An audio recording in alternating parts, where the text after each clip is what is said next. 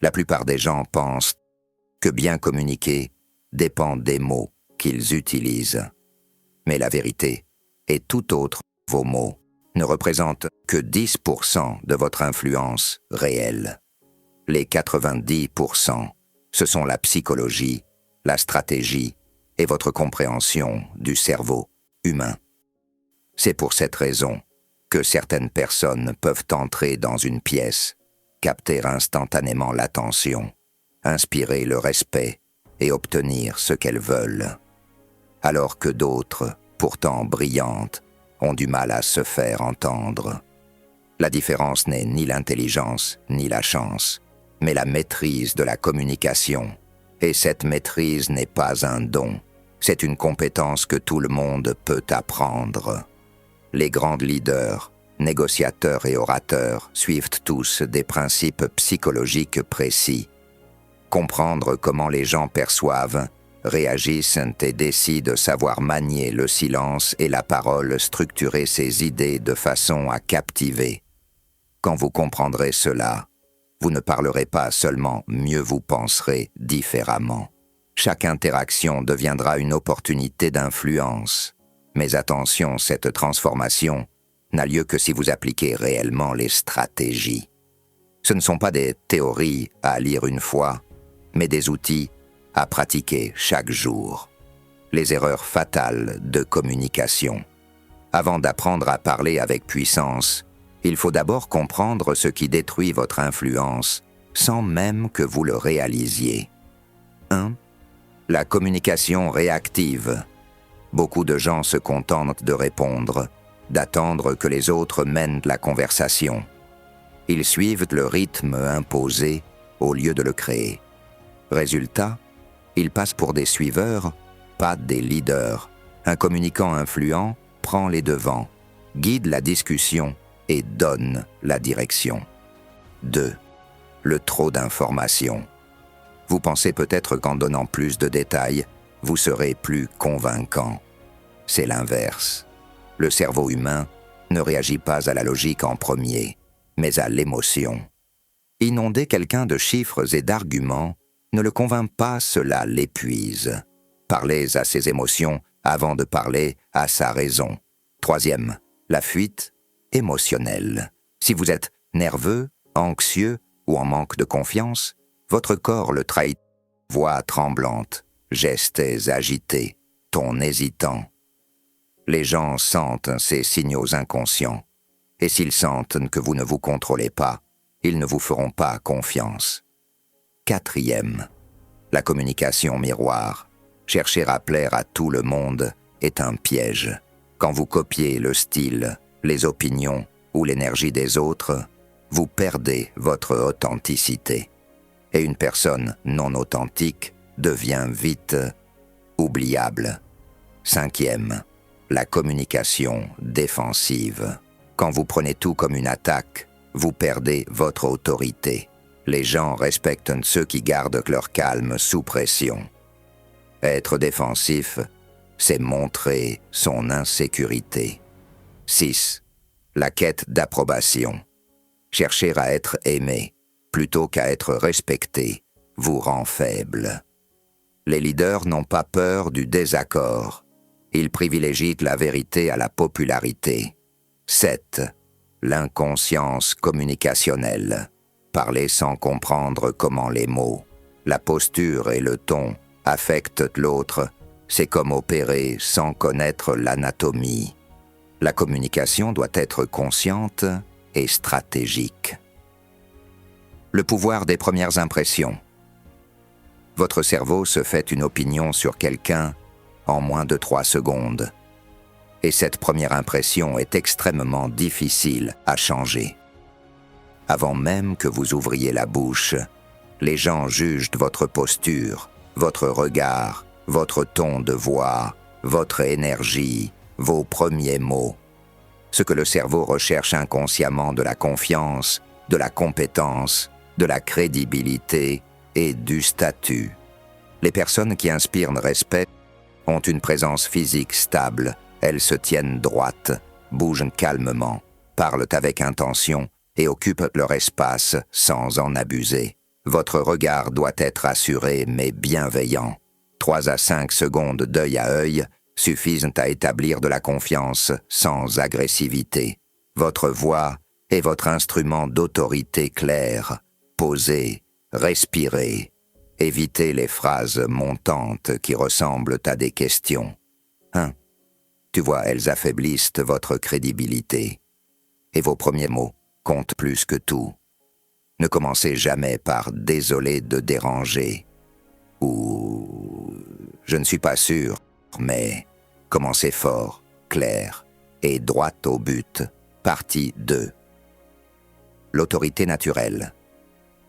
Comment inspirer le respect sans être agressif? Beaucoup pensent que pour imposer le respect, il faut être fort, dur, voire autoritaire.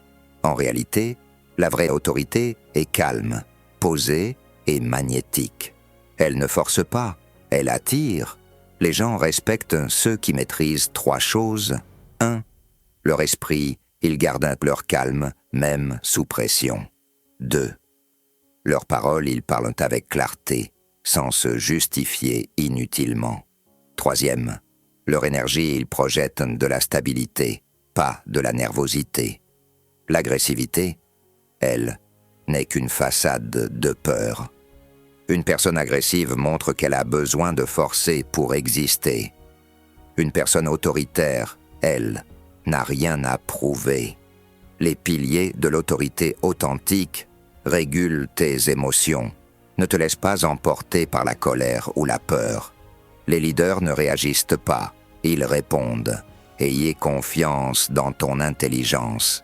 Tu n'as pas besoin d'avoir réponse à tout. Les gens respectent ceux qui savent dire « je ne sais pas encore, mais je vais trouver ». Sois précis et utile. Parle quand tu as quelque chose de constructif à dire. Le silence est parfois la meilleure preuve d'assurance. Fixe tes limites. Le respect commence quand tu montres clairement ce que tu acceptes et ce que tu refuses. Montre ta compétence sans te vanter. Les résultats parlent toujours plus fort que les mots. Sois vulnérable avec intelligence. Admettre une erreur ne te rend pas faible, mais humain et digne de confiance. Partie 3. L'art de la persuasion éthique. La persuasion, ce n'est pas manipuler. C'est aider quelqu'un à prendre une bonne décision pour lui et pour toi. Les gens ne décident pas par logique, mais par émotion. Ils ressentent d'abord, puis justifient ensuite par des arguments rationnels. Si tu veux convaincre, parle à leurs émotions avant de parler à leur esprit. Les règles d'or. Découvre leur motivation profonde. Chacun agit pour des raisons différentes.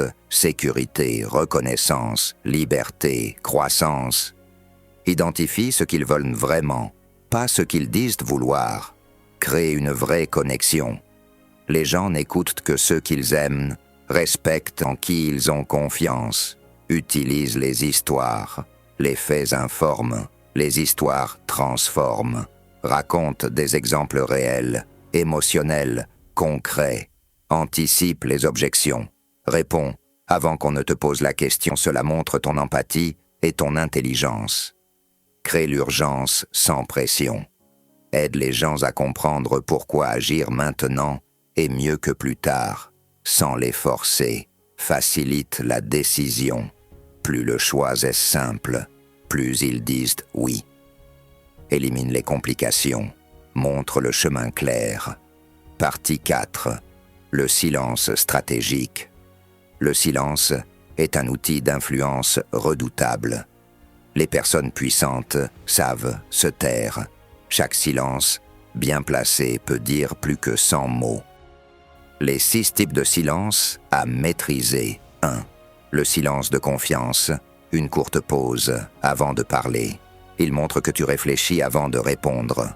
2. Le silence d'emphase après une phrase importante. Laisse le temps à ton message d'imprégner. 3. Le silence d'invitation. Il incite l'autre à parler davantage. Quand tu te tais, l'autre remplit l'espace et te révèle souvent des choses précieuses. 4.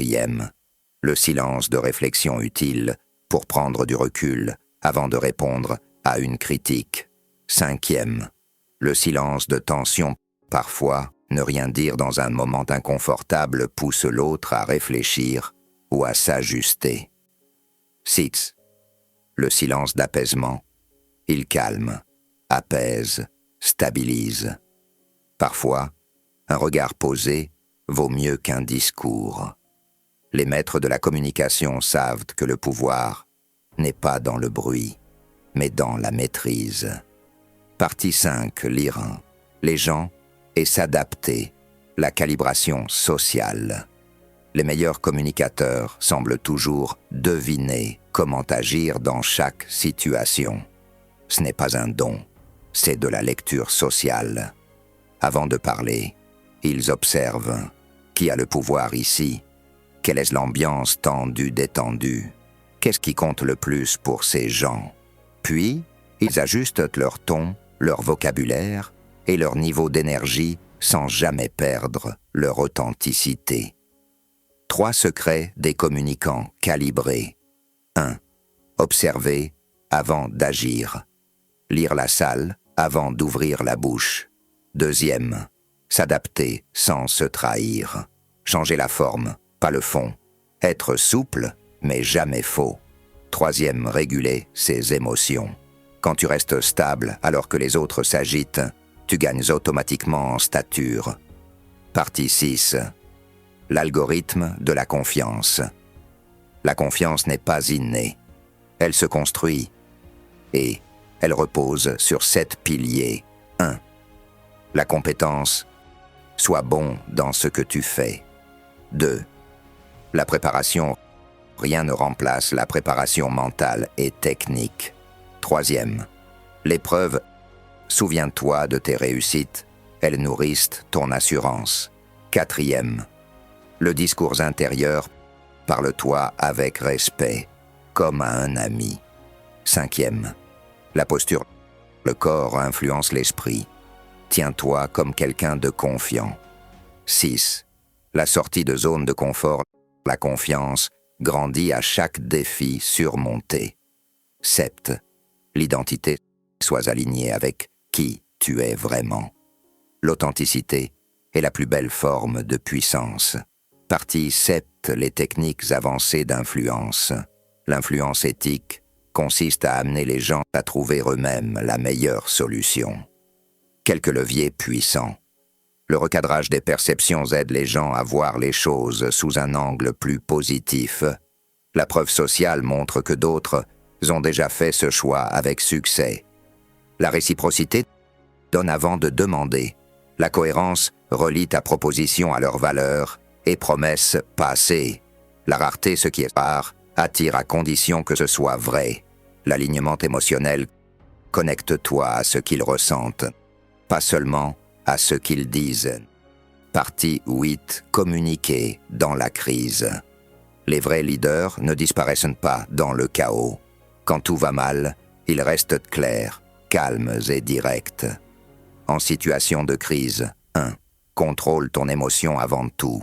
Si tu paniques, tout le monde paniquera. 2e. Informe avec transparence. Dis ce que tu sais, ce que tu ignores et ce que tu fais pour avancer. 3e. Reste orienté solution. Moins de plaintes, plus d'action. 4e. Adapter ton message à ton public. À chaque groupe, son niveau de détail et son ton. 5e. Décide vite avec clarté. L'indécision détruit la confiance. Les crises forgent les réputations. C'est dans la tempête que les vrais communicateurs se révèlent. Partie 9. Construire une influence durable. La puissance de communication ne vient pas d'un seul grand discours, mais de la cohérence dans le temps. Sois constant dans ton message et tes valeurs. Développe un réseau basé sur la confiance mutuelle. Partage ton savoir. La vraie influence, c'est celle qui élève les autres. Cherche les retours et améliore-toi sans cesse. Donne de la visibilité à ton travail, mais sans arrogance. Et surtout forme, inspire et aide d'autres personnes à devenir, elles aussi, de meilleurs communicateurs. C'est ainsi que ton influence devient un héritage. Partie 10, le charisme. L'art de captiver sans effort. Le charisme n'est pas un don magique, c'est une énergie maîtrisée. Les gens charismatiques ne cherchent pas à briller, ils font briller les autres. Leur secret, présence totale quand ils te parlent, tu sens qu'ils ne pensent qu'à toi. Écoute profonde, ils entendent ce que tu dis et ce que tu ne dis pas. Curiosité sincère, ils s'intéressent vraiment à ton histoire. Énergie contagieuse, ils t'élèvent sans t'écraser. Vulnérabilité dosée, ils osent être humains sans perdre leur force. Reconnaissance, ils valorisent les autres sans calcul. Le charisme, c'est faire ressentir aux gens. Quand je suis avec toi, je me sens mieux, plus grand, plus confiant. Et cela, c'est le cœur même de la communication puissante. Conclusion. Parler avec intelligence, ce n'est pas parler beaucoup. C'est comprendre les émotions humaines, maîtriser ses propres réactions et inspirer confiance. Chaque mot, chaque silence, chaque regard construit ton influence. Et plus tu pratiques ces principes, plus tu deviens naturellement magnétique. Tu n'as pas besoin d'être parfait. Tu as seulement besoin d'être conscient, calme et vrai. Quand tu maîtrises l'art de parler avec intelligence, tu ne changes pas seulement la façon dont les gens t'écoutent, tu changes la façon dont ils te voient.